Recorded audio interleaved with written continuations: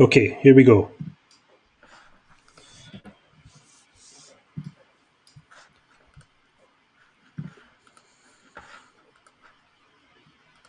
Maybe. Allie's asking if we're ready. Yeah, it's going live right now. Okay, here we go. We're on. Hey, everybody. Thanks for joining us. This is kind of one half of the Loom Design team. And we thought we'd try this fun experiment with you all. We'll introduce ourselves in a second, but Joshua, do you want to give us a quick overview of what we're doing here?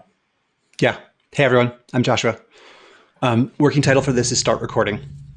The main themes that we want to explore today are how our team thinks and works together across all these different disciplines, which we'll introduce.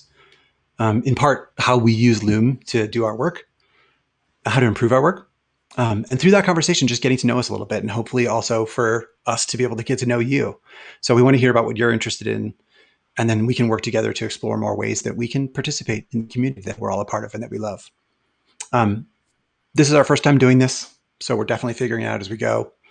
We're hoping to make this a recurring thing, so we'll have some focused topics and guests in the future. But for now, we're just going to get to know each other a little bit. We've got a bunch of the design team members here representing brand design, strategy, design ops, research, and product design. We've divided ourselves into two groups, so we'll go for about 20 minutes each, just for the sake of having a little bit more of an intimate conversation. So with that, let's kick it off and meet some folks, meet some members of the team. Margie, why don't you give an intro first?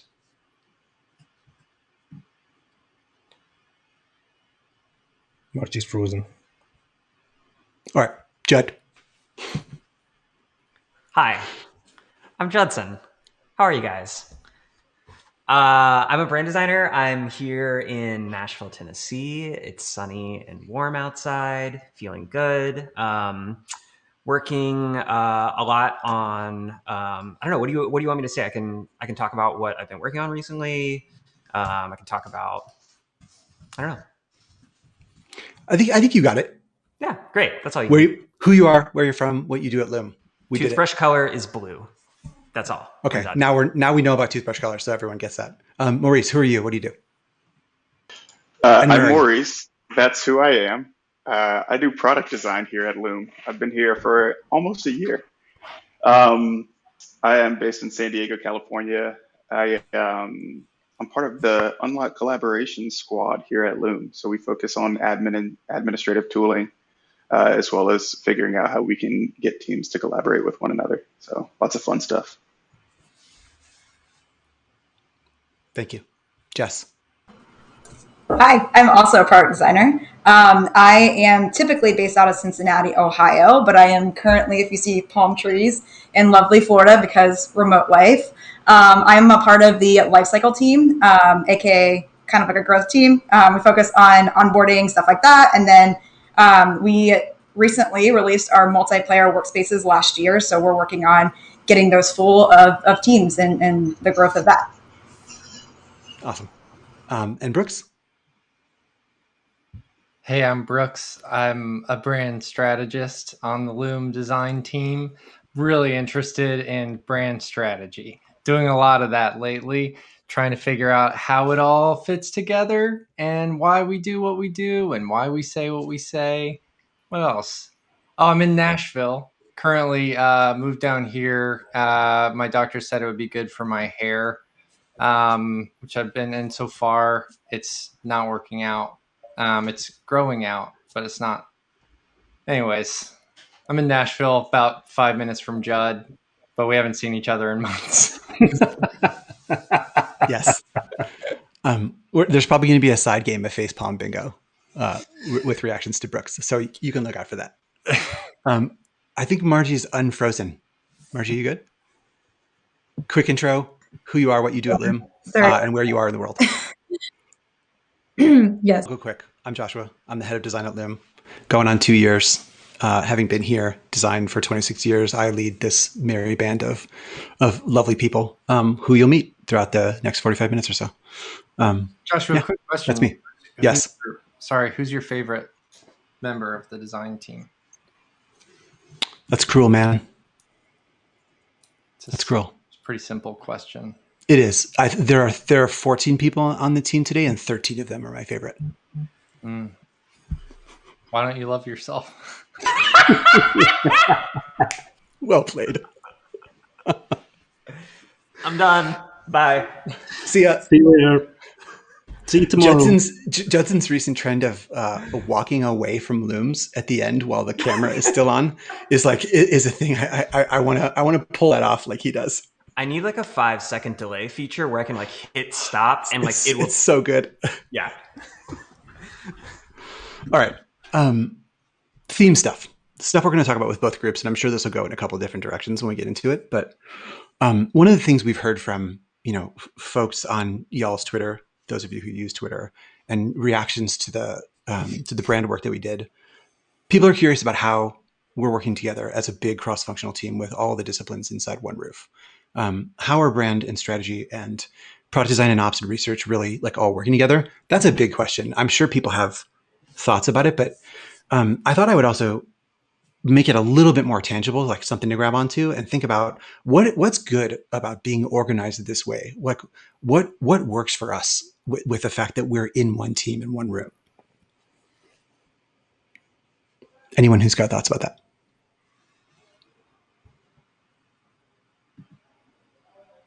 Brooks. I know you want to say something. 100%. I was just about to say I'm not going to talk because No, you are. Damn it. You are going to talk. You got it. Okay. So for me, this is all about like, I happen to be a human being. And as a human being, I use a lot of products. And it's very clear when those things were designed around the workflows of the people making them rather than designed around the experience of using them. And I've worked at a number of different places where it's always something we're trying to figure out. How do we design around the experience of using and enjoying this thing, as opposed to designing around like the realities of how much work we have to get done. And so like, it's sort of like, what is it? Conway's law, where your org chart is reflected in your code base, is like an engineering thing. I'm butchering it, but I think that's the big advantage for me, is that we get to, the design problems are more engaging and more fun to solve when they're like defined, when the problems are described in terms of the user's experience of them, rather than like the design problem being, we have to ship this much stuff in this amount of time. And so like being organized the way that we are, all those conversations center on what is this experience like and what does that experience mean? And then we're all just bringing our expertise and perspectives, rather than like, here's this work artifact that has to get done a certain way, and whose job is that? And like, and if you're not one of the people on this list, then your point of view isn't necessarily helpful. And so again, it's, for me, the big advantage is it's obviously a better experience for the user if the experience is designed around them, but then also it's a more fun way of engaging with problems in a more holistic and collaborative way.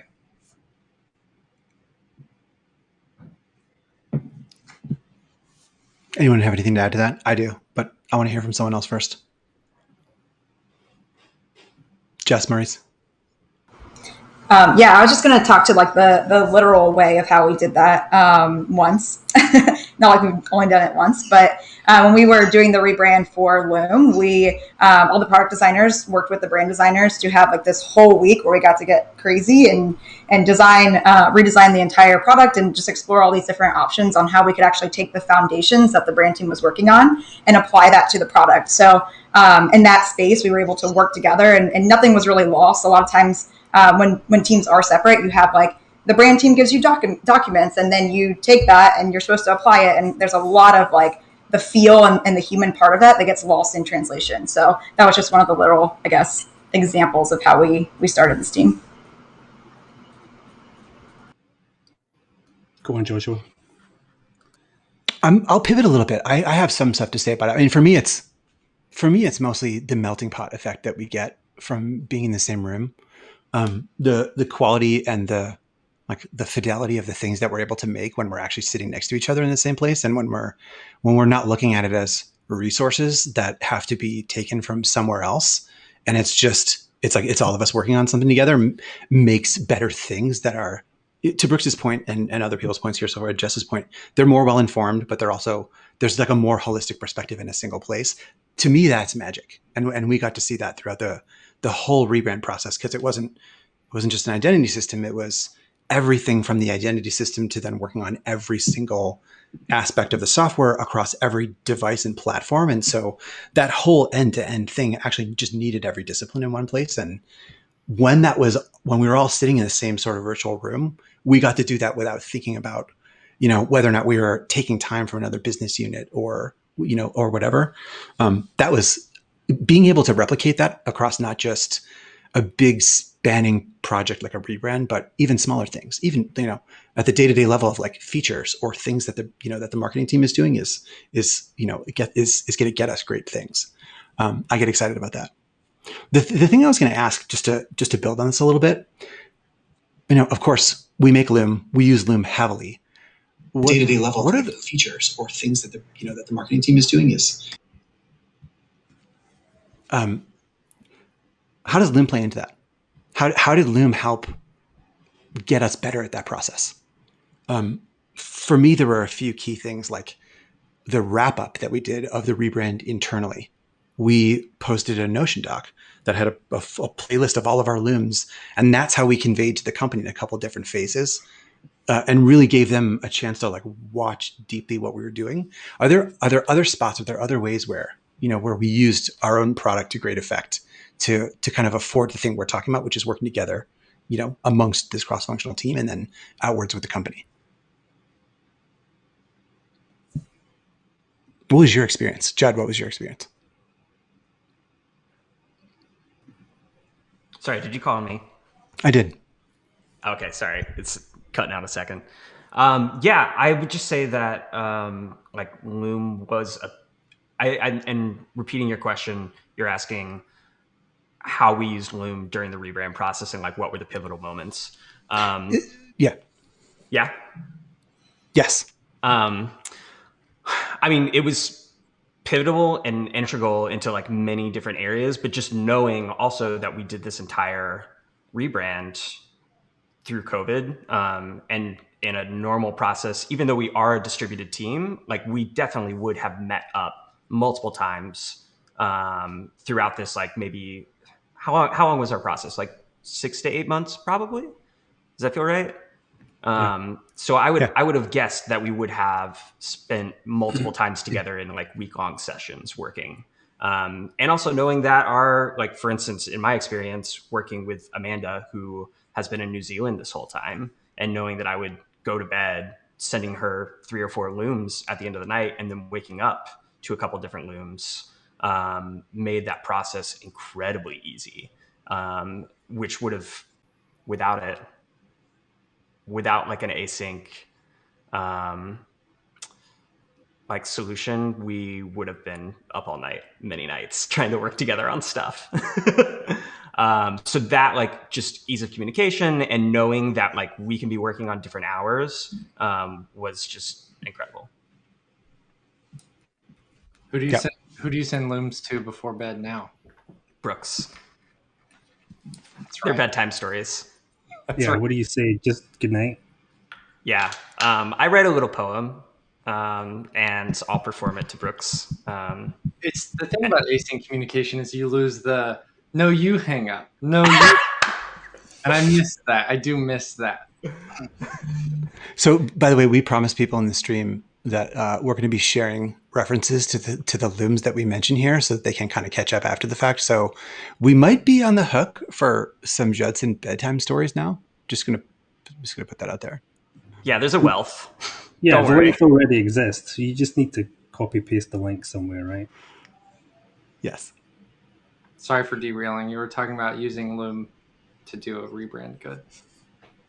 Yeah, I was just going to add that, like it, in the product work and establishing like the through lines from what brand was doing to how we translated that in the product and working with a distributed team. So it was myself and Kim, who's in who's not here, but who's awesome, and who's in, where's Kim? In the UK. Like we had to make sure that we were in lockstep with one another and also in lockstep with what Brand was doing in terms of like making sure that we established the visual language within the product in a way that like honored the brand.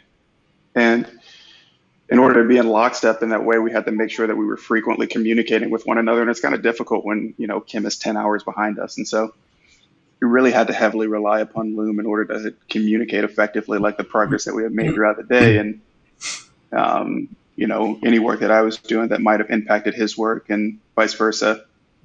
Not only that, but we were also working with a distributed engineer in Hike who was implementing a lot of the brand work that we were doing within the product. And so Loom was pretty integral in making sure that Hike was up to speed with all the work that we had done and what we were thinking about in terms of the things that we would be implementing on the product side. So I don't think we could have been nearly as effective if we didn't have any kind of like asynchronous communication tool to kind of facilitate like implementing the brand work we were doing. Yeah. The other thing I'd say real quick is like, it was obviously really pivotal for us communicating with each other, but like for me personally, it was also really good as just like a way to almost jot down ideas really quickly. Like there would be like a bunch of times where I was just like potting around in the house, walking the dog or whatever, and like I would see something or think of something, and I would just like pick up the phone and like start recording a Loom that I would fire off to Brooks or Judson and just be like, hey, I saw this thing. What do you think? And then that's an opportunity for that prompt or that idea to kind of percolate before the next time we got on a Zoom call or whenever that conversation happened. So it was almost like a really good note taking or like sketchbook tool too. You know, we have like folders of all of these just like random ideas, some of which came through into the final work, some didn't. But I used it a lot for that. This is actually a perfect time to take an audience question because we're having someone ask about the question from Karina that just came in Slack is, I'm having trouble getting my team on board with async communication. Do you all have any tips? We just started to talk about that a little bit, but it'd be very interesting to hear from us considering how much we do this. Like, you know, what are the values? What are the techniques that we use to make async work? And also like, what are the advantages of it that we're getting? Curious of Margie, if you have any thoughts on this, because it's fresh for you. I know I'm a newbie, so I'm like learning from you guys too, just what you're sharing. But yeah, as someone who's new to the team, I probably was a little bit scared, even myself, to start communicating this way. I feel like sometimes the best way is to just do it, and it sort of becomes contagious. So I don't know that I would want to formalize the process and say, hey guys, we're going to start doing async communication, but just send out a Loom. So essentially, you know, make yourself vulnerable in that way. And then I think that behavior is essentially taught.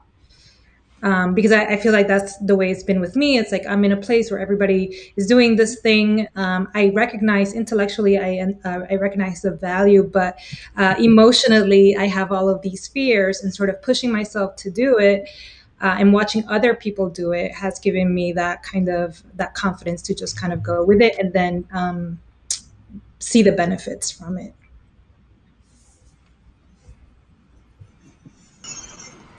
Yeah. In the beginning days of Loom, I think we called that the champion. I don't know if I'm using the right word there, but essentially we saw that one person would start using Loom in a company, and then you know, after you watch so many Looms, you're like, oh my gosh, this is so much easier to understand than this person typing me a long message that I, you know, don't want to read. And then that starts to spiral, and people see the value through watching your Looms, how effective it is to understand, and they start to understand that if I do this, maybe people can understand my messages a little bit better. So yeah, I just recommend just start sending them. Yeah, I think generally your communication is likely to improve the more you think about how you can communicate in a way that helps the receiver of your message, whatever format or mode of communication you're using, right? And so for me, like Loom has opened up so many different ways of saving the other person time, right? And like making better use of their time, because so often I'm either about to write a really long, either a long kind of wall of text Slack message, or I'm about to send Stu about 20 or 30 one-line Slack messages in a row as I'm processing the thought that I'm having, but I don't want to lose the thread. And so I'm just, kind of ruining his day while he's probably in a meeting and doesn't have notifications turned off. But so thinking about it through that lens, in terms of like, if you believe in async communication, or you're finding a lot of value in it, but you're struggling with getting your team on board, think about the ways that you can help them and save them time. So a great example is definitely in our design process, there's ample opportunity to save each other time and give each other time to process and focus. So if we have a review for, like, let's say the rebrand, this happened all the time. Like, let's say we have a review on Thursday and we're going to be talking through the progress we've made on certain elements or decisions on maybe color palette or voice and tone or something like that. You can send your thinking in advance on like, hey, here's the big updates. Here's the big progress we've made. Here are the big decision points. You can send that out to someone else so that they have time to process it, think about it, and like form their thoughts, so that then you're not over indexing in the meeting on like, okay, ultimately the decision is going to be made based on which point of view you're able to like articulate and form in the moment, and articulate it in a way that feels compelling to people, like right on the spot. And so thinking about that, and like, what are you giving someone by using async communication as a way to communicate with them? That's been helpful for me. That's what kind of made the lights come on for me, was people using it in a way that helps me feel more comfortable. I love it. I had a similar experience too. Before we cut, and we'll take after this, we'll take a very quick break and load the next group and start and kick off that discussion. I want to see if we can fit one more in, because Karina's got another great question from the audience. It says, thanks for speaking out, Margie. I'm new to my company as well, and sometimes it feels really hard to feel a connection in a team.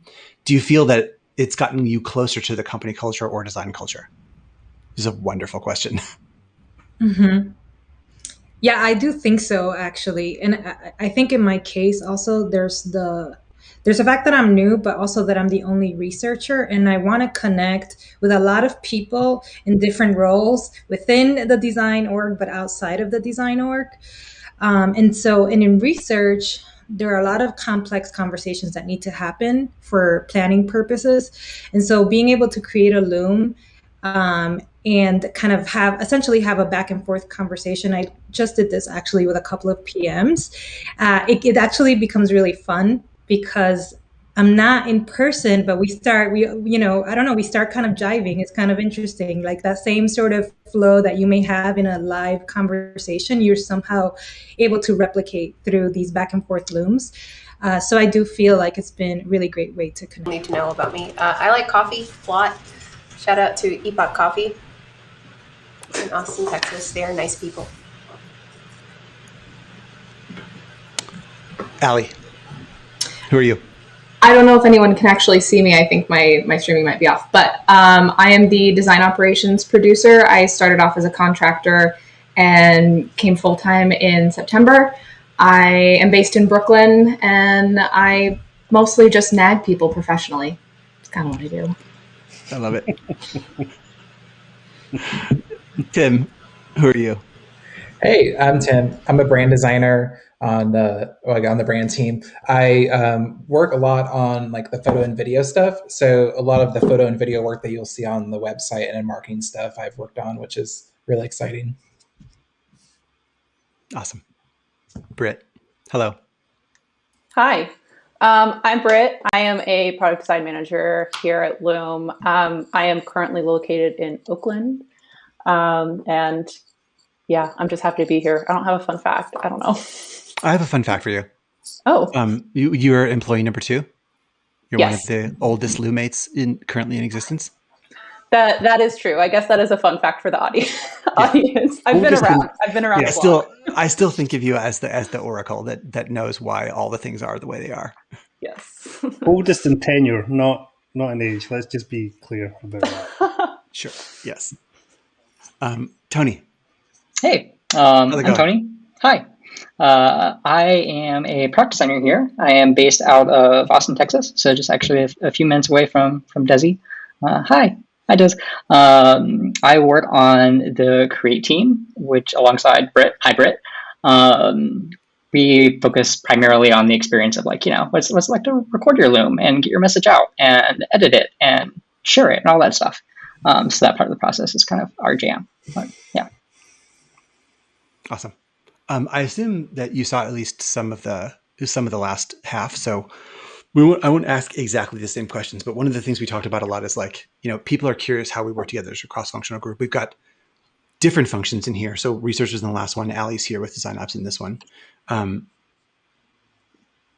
question that I didn't get to ask the last group that is an extension of the way I started the last one. If you think about all the disciplines that we have together, how we're working together as a team, I asked, what are the benefits of being organized the way that we are? Maybe a good one for this group is like, what are the hard parts? What have we made more difficult by being organized the way that we are? I know that Desiree, you had actually some initial thoughts on this, but I'm curious if, Des, maybe you can take it first, and then if anyone else has more. Like, what's hard about being together? Yeah, like there's got to be a trade-off for being constructed the way that we are. And I mean, a related question is, some of us have worked this way in the past, and you can probably think about ways that it went south. Like, what did we actually make harder for the rest of the business or for another business unit? I'm sure there's even without indexing on stories of how things failed in other companies and not casting blame anywhere. What are we making harder? Is there something you can think of?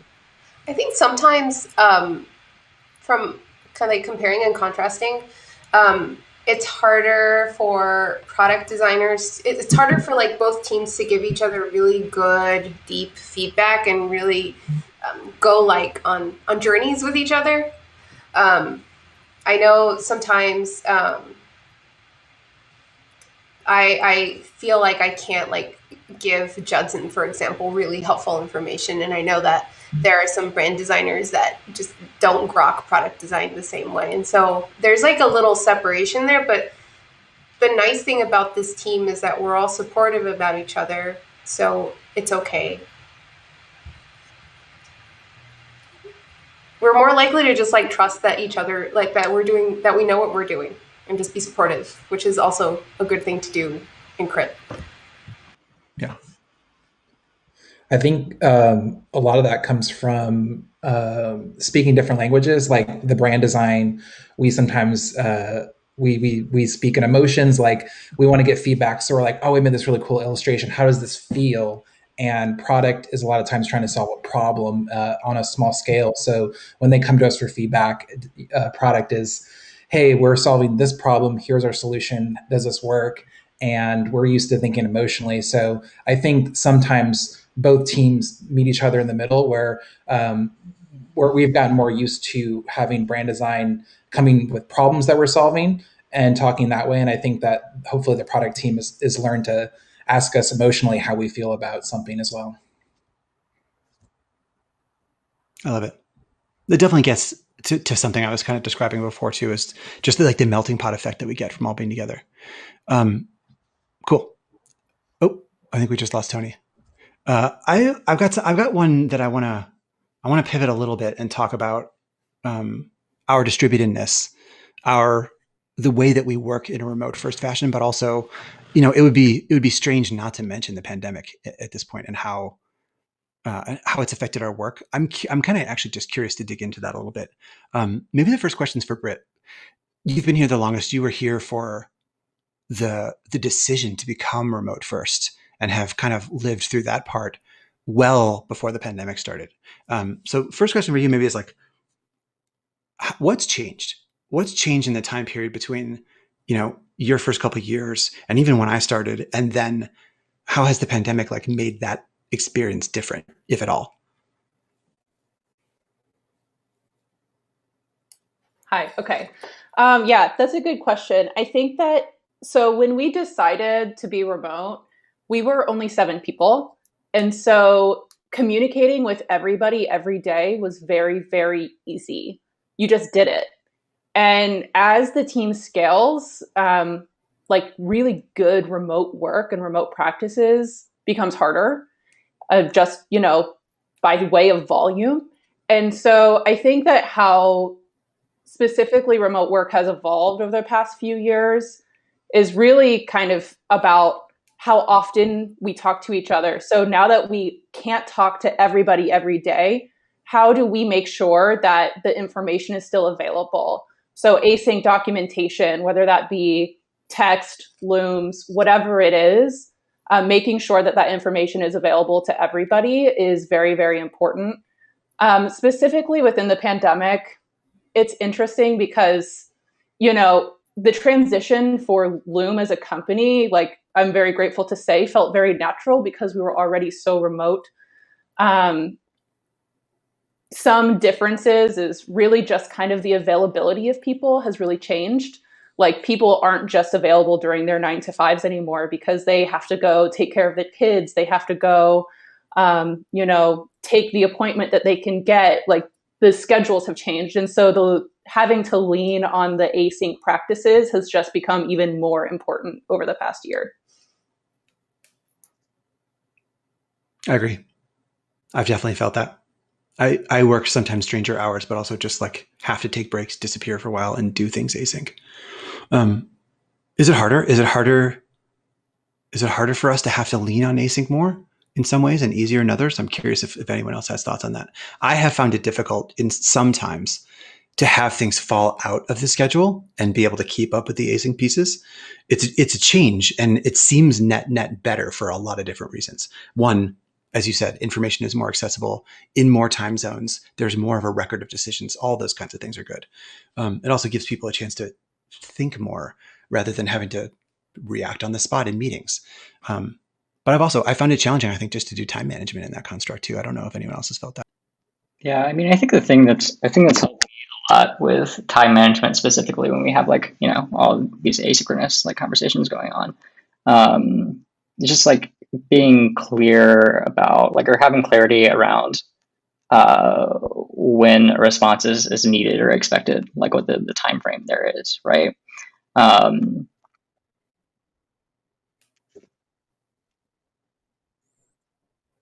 Bummer. Stu, do you want to try to restart the stream real quick? I can't hear him now. Can they hear us? Yeah. We're back. We're back. Okay. Are we back? Okay. Great. We're back. Technical difficulties for our first stream. Okay. The audience is saying that what I'm hearing in Slack is they didn't hear any of what Stu said. Maybe Stu, you can give a quick, I can't hear you now, but hopefully the stream can. Whoa, we can't hear him. Oh boy.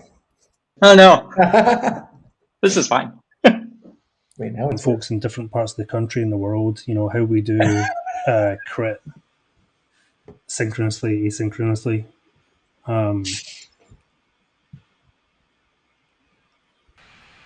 It's just like a process that we have to constantly.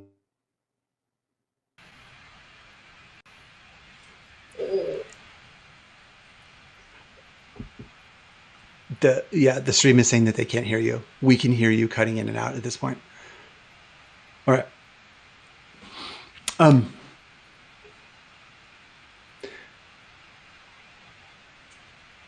Sticking on this async topic, what have we done the thing? Have we done the thing even internally in our team well? Have we reduced the number of meetings that we attend? I think for a lot of different use cases and a lot of different parts of the business, it's really clear how you can send Looms and not have to attend meetings. We actually touched on that, I think, in the last group in some detail. Have we done that as a design team? Are there times when we have had to have fewer design-oriented meetings because of our use of Loom? I just got rid of 2 meetings this week myself, 2-hour-long meetings. I think it helps to, when you Loom something up, you're sharing design work to your team, to your engineers, to the product managers you work with. It helps to present your work to the right audience. So that's like that in itself isn't anything special or unique to Loom's existence. That's just like something designers do all the time. You present your work well, you have to know who your audience is. And so doing that in a bite-sized way, I create Loom specifically for things that my product manager needs to decide on. Like, hey, Steph, I can't move forward unless you give me like your view on this thing. And Loom. Hey, Ashwin, I don't know how much scope this thing takes to build. What do you think? Thumbs up, thumbs down, leave me a comment. And so those are questions and decisions that sometimes, even if you have an hour together as a team, you don't get to. But if you do like a good sized Loom amount, you send it to a person, it takes them only a few minutes to consume, and then they can take as long as they want to formulate like a thoughtful answer. That's like pretty async. We actually don't have to talk to each other, but we're thinking about each other's work well. So I feel like that this week, specifically in that situation, we moved forward and without those two meetings. I think it was even better than it could have been. Yeah, and with the design team specifically, so our team has a Slack channel called Async Crit, where essentially it is filled for the sake of it, because a lot of meetings are reactionary. Totally. Yeah, I was just sharing a quick screenshot of like a screen share of our Design Async Crit channel where you can see, you know, the process that we use. Like, Brett, you might want to just expand a little bit on the process there, because you architected some updates in there, but it's like a really effective way of kind of getting quick feedback if you need it. Still, the Slack, I think, killed the sound.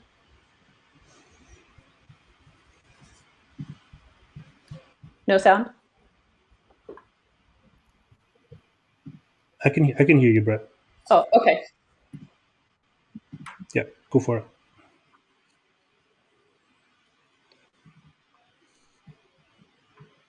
Do you want to give a quick rundown, Brett, on our Async Crit process and the color coding that we have? Yep. Yeah, so this is actually a relatively new communication practice that we started.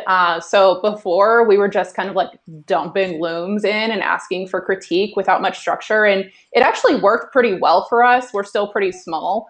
But in order to kind of like better prioritize communication and make sure people don't feel like they're missing out, we've implemented this practice where we put a colored emoji that indicates the priority of the feedback that's needed. So we put a red circle if we need feedback ASAP because there's a deadline or because there's a review. Orange if it's, you know, I would like it in the next day or two, and so on and so forth. And that helps people know, like, oh, I need to get to this now, or I can get to it whenever I need to get to it. And then we also try to have a good mix of brand and product feedback for each one. We try to get at least one product feedback and one brand feedback for each request.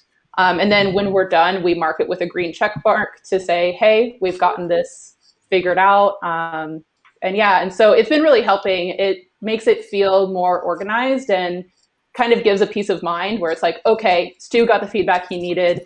Tony got the feedback he needed. I can focus on the people that still need help. And a lot of those patterns work really well, like within like the product teams that like I work with too, right? Like we've established like some similar things within, you know, like the create team that Britt and I work on and stuff like that. And it just like helps provide like a lot of clarity around, you know, yeah. Is like this asynchronous conversation still good for me? Is like I usually just block off like 30 minutes every day or 15 minutes in the morning when I'm drinking coffee to try and come through and go through the playlist of looms and either leave a comment or, you know, if it warrants it, like a quick loom in response, and that keeps the whole thing flowing. Joshua, you got more? What else is on our list to talk about? Yeah, we're close to wrapping up the end. We've got some great audience questions though. One good one is, have you ever felt that you're missing the interactive aspect of meetings when you replace them with a Loom? That's a good one. And it's interesting because I don't think the mission is to get rid of all meetings, right? It's really to use the real-time sessions with each other to get the most value out of them, and to cut down the frequency so that, like, principally the ICs, the individual contributors, have the maximum amount of time to focus and to not have to context switch, right? The more meetings there are, I think that the more difficult for anyone who's doing a lot of like IC work that requires focus time. I love this question though, because we definitely need real-time meetings, even if it's also just to have a real-time conversation. I mean, we have meetings on the design team that we won't get rid of that are for co-working and that are for social time. And so it's like the meetings that we're trying to eliminate are maybe the ones that are more rote, that are stand-ups, that are, like a person, if you imagine whatever meeting it is, a round robin of people just giving a status, that could have been a Loom probably. But when it's high bandwidth or it's really interpersonal, I feel those are the meetings sometimes that we really want to keep. And it's about like maybe optimizing the real-time time together better. Yeah, I think optimizing the real-time communication is really key. Like a lot of times sending a Loom before the meeting, as some like pre-work or like thought starters, like can really help optimize the time that you spend synchronously, spending time on like making decisions rather than kind of catching everybody up to speed. Yeah. One last good question here that Karina has just surfaced.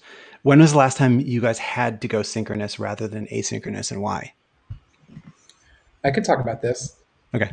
When we're working on a lot of times cross-team stuff, so like when we're working on marketing site stuff, sometimes there ends up being a lot of conversations happening in Looms around, and the reason why we go synchronous is to kind of get on the same page about something. So closing those feedback loops, because Loom is great for having all these conversations, but I think synchronous becomes necessary.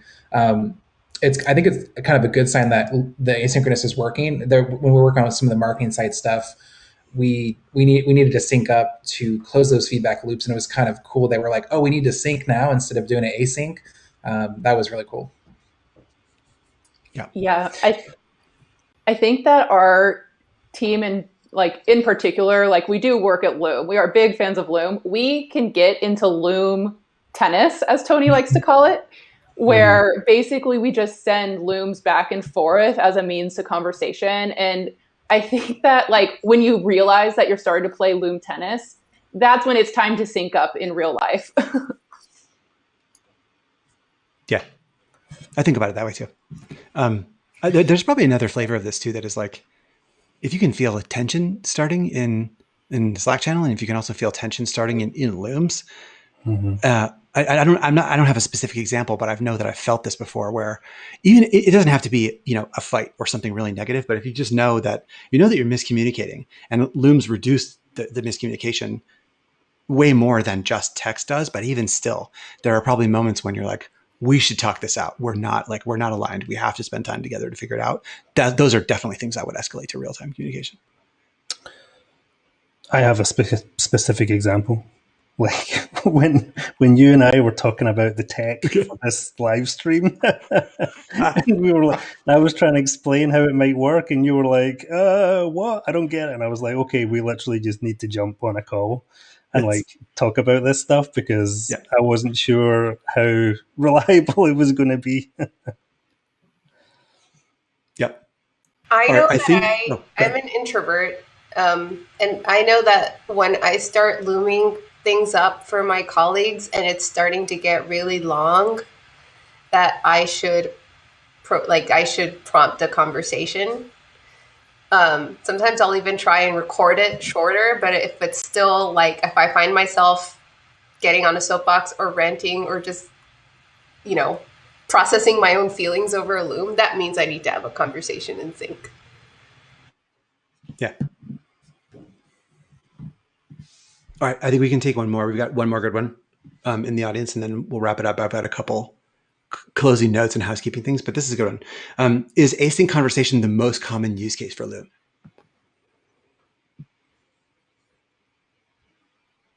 Async conversation, is that the question? That's the question. Is async conversations the most common use case for Loom? As opposed to maybe like evergreen content that you produce for like onboarding or something like that. That's what I thought about when I read the question. Like, we've been talking about how we sort of like send quick messages back and forth to each other in a conversational way that's like builds upon a Slack conversation. There's definitely a version of it which is like, I want to present something, and it may be evergreen. It may be something that, like we've got onboarding materials that get for designers that tell designers about, about the team, about who's on the team, what meetings we have, what we do with Loom, all of that stuff. And that hopefully stays constant. And so it is async, but it's not a conversation necessarily. It's like it's a piece of training material. It's onboarding. It's, sales teams use it in that way, and there could be reusable decks and stuff like that. I think that like, because this is a conversation that's centered around design, like for design, I would say that is the predominant use case, but there is a slew of other use cases that exist. Like for internal teams, people that communicate mostly just with their other coworkers, demos, conversations, that's what's going to be the majority of your use cases. But if you are a person that works mostly with external people, so with clients, with prospects, those Looms are likely going to have a slightly more one-way lean where you're presenting something or you're walking somebody through something where you might not expect a Loom back. So I think it really depends on your position and who you work with on a day-to-day basis. Cool. All right, we're going to wrap it up. We went a little bit over, but there was lots of good stuff there. Designers, thank you all for joining this and bearing through all the technical experimentation. We'll continue to iterate on it and make it better. So just quick housekeeping notes. I've got to take the opportunity to just use a little bit of our airtime to note that we are hiring 2 product designers, one for the platform team and one for the lifecycle team. So hit up loom.com/jobs if you're interested in learning more. Over the next couple of weeks, the engineering team and the product management team are going to be doing similar sessions like this. So folks will get a chance to hang with Anik, who's our VP of product, Jude and Vinay, CTO and VP of engineering. And so product and eng are the 2 next sessions that are coming up probably in this time slot over the next couple of weeks. So stay tuned for that. That'll be awesome. And then I just wanted to do a very special kind of on-air shout out to Karina for doing all the work behind the scenes on this. We could not have done it without you. So thank you. We appreciate it. It was awesome to get to talk to you all. And we'll see you again soon. We'll do it again.